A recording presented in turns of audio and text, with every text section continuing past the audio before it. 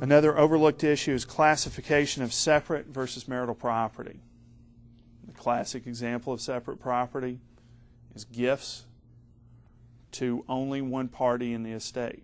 For example, between me and my wife, if my wife were to receive a piece of jewelry from her mother, that would be separate property. If my wife were to receive a new luxury vehicle with a bow on it on Christmas Day, arguably that's separate property. Money that she'd brought in from rolled over from a pension, from a job that she had worked on before we got married, stays separate because the asset was there before the marriage and kept its quality as a separate asset and had not been commingled. That would be a separate piece of separate property. So classification of separate versus marital property is very, very important and will continue to be more and more important because of second and third marriages. We're going to see, obviously, that's more and more common in 2006 than it was in 1986. But the ins and outs of separate property are really fascinating. I'm going to give you another example of how somebody can make a mistake and how the appellate courts, in my opinion, should have consulted a CPA before they issued some of their rulings.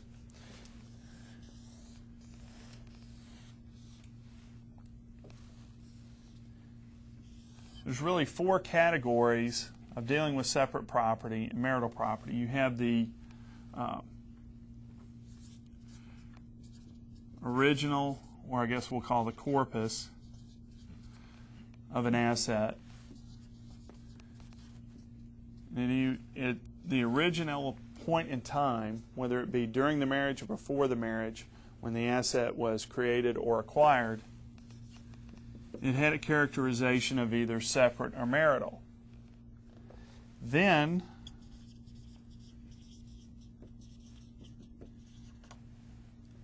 that asset appreciated. So you have arguably a separate asset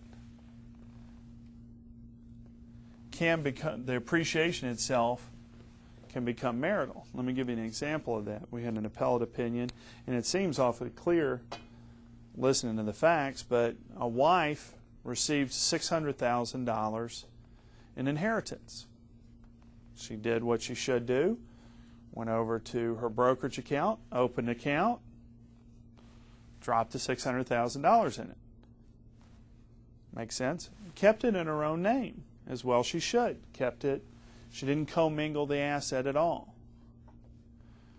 But probably had a good investment advisor, and it made money.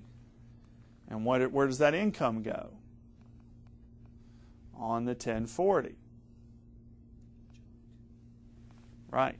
So the husband who was working has his income on the 1040. The wife who's not working but had some non-earned income, passive income, it goes on the 1040. And guess who pays the taxes? The husband. So he made a substantial contribution to the appreciation of a separate asset.